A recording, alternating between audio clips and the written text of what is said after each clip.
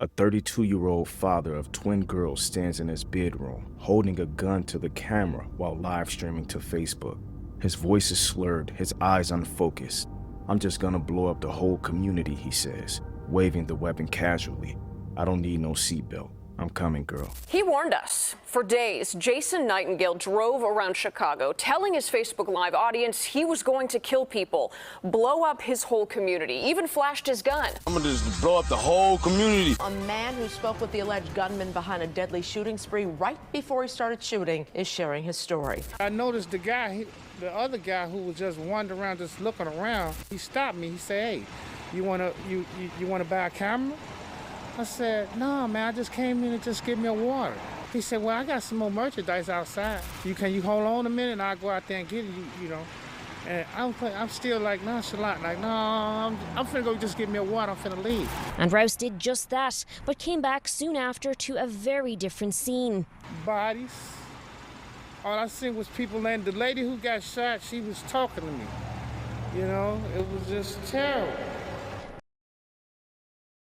January 9th, 2021. Chicago is gripped by winter, but the cold outside pales in comparison to the chills that's about to run through the city's veins.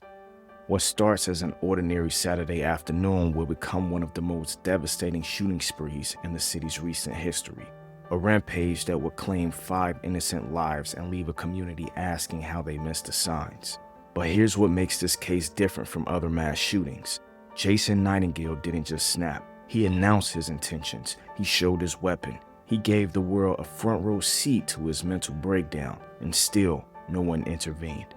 The .45 caliber Glock pistol that Nightengale would use in his rampage wasn't new to violence. Police ballistics would later reveal that this same weapon had been linked to 5 other shootings across Chicago's South Side between 2009 and 2016. 5 separate incidents, 5 different crime scenes, 1 gun. Originally purchased legally at Chuck's gun shop in Riverdale in 2006, the weapon had been reported stolen by its owner, but somehow it found its way into the underground market, passing from hand to hand, leaving a trail of violence in its wake. By the time it reached Nightengale, this gun had already destroyed lives for over a decade.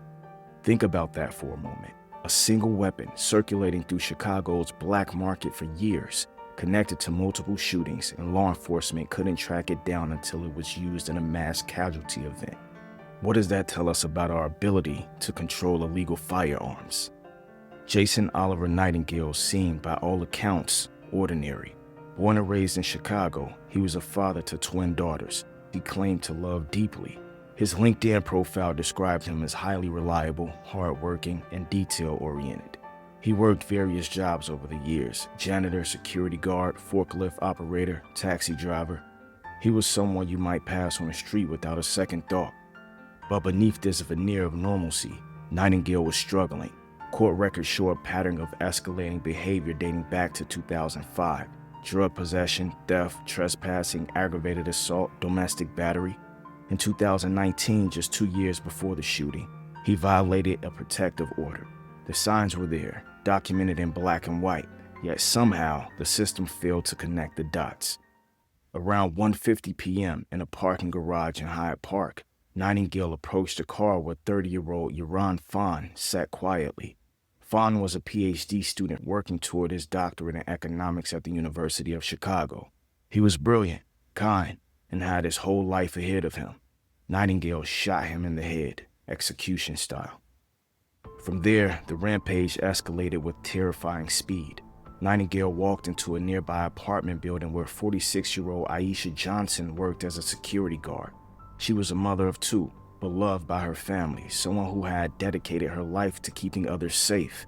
When she let Nightengale in after he claimed he needed to use the phone, he repaid her kindness with bullets.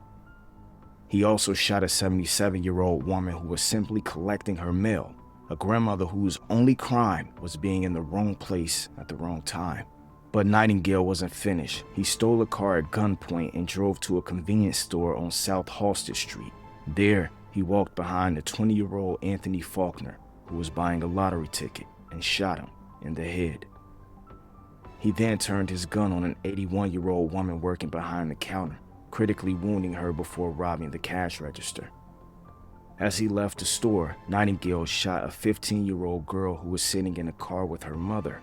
The teenager, Demia Smith, would fight for her life in the hospital for weeks before succumbing to her injuries. Here's what's truly chilling.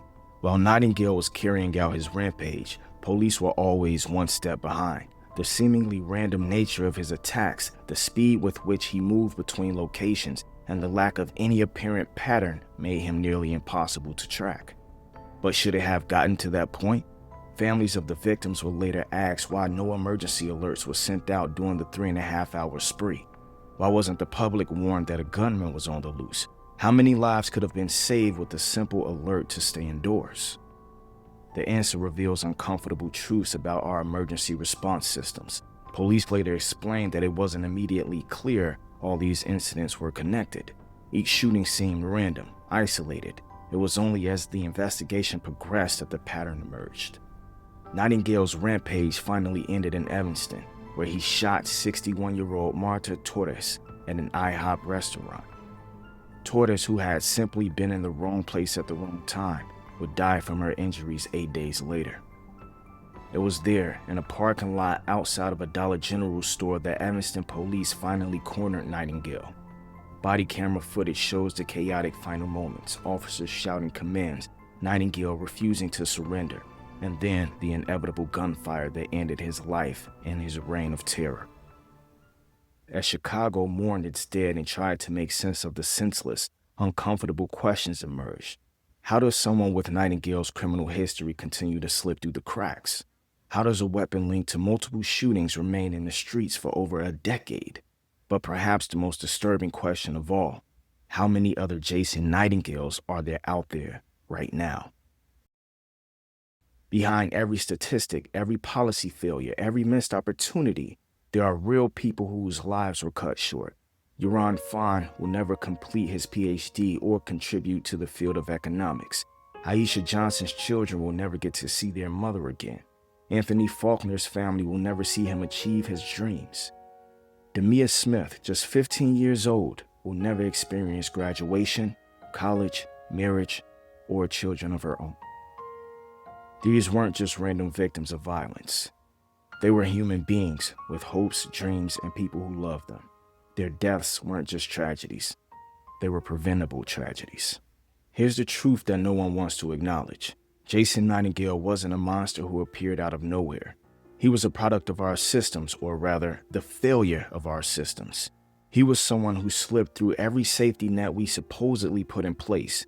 He was a father struggling with mental health issues in a city with inadequately used resources. He was a man with a criminal history who never received proper intervention or rehabilitation. He was someone displaying all the signs of mental deterioration on social media while algorithms pushed his content to the bottom of feeds.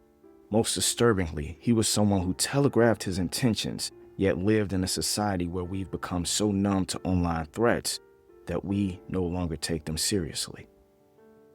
Nightengale's case isn't unique. Across the country, we see similar patterns. Individuals with documented mental health issues, criminal histories, and access to weapons carrying out mass violence after displaying warning signs that go unheeded. The question isn't whether these tragedies will happen again, it's when. And each time they do, we'll ask the same questions, express the same outrage, and ultimately change nothing. Imagine if Nightengale had received proper mental health treatment years before his rampage. Imagine if his threatening social media posts had triggered an intervention. Imagine if the gun he used had been traced and removed from circulation after its first illegal use. Imagine if we had systems in place that actually worked, that caught people before they fell, that took threats seriously, that prioritized prevention over reaction. When considering the deadly and violent crime that has taken place and continues to pervade all over the city of Chicago, why are there not more of taxpayers' dollars being put towards policies that matter, like keeping its citizens safe, taking preventative measures such as adding more CCTV cameras in every neighborhood of Chicago? Why are there not much tougher laws on violent crime? These are questions that deserve to be answered. These aren't impossible dreams either. They're policy choices, they're funding decisions, they're They're priorities we could set if we had the will to do so as a people. We say those who trying to save themselves. Over east, out south, low end. You can build a whole entire civilization once you understand order. That golden era is that unity era. We don't save our community, nobody else will. Boredom is just peace. When somebody say they bored, it's because they being irritated by peace. Keep on repeating the same cycle, man. We gotta stick together, bro. We gotta stay strong for our mother. It's all for the shorty for real, man. We gotta set a positive example for the shorty, for the youth, man. Everybody, man, just spread love for real. This what we doing, bro. This all we outside right now, man. Outside with the big dogs, you hear me? Real unity, baby. Real unity. The victims of Jason Nightengale's rampage deserve more than our thoughts and prayers. They deserve action. They deserve a society that learns from their deaths and works to prevent others. But that requires us to have uncomfortable conversations about mental health, gun violence, and the systems that are supposed to protect us. The uncomfortable truth is that there are more Jason Nightengales out there right now. The question isn't whether we'll see another rampage like this one. The question is whether we'll finally decide to do something about it.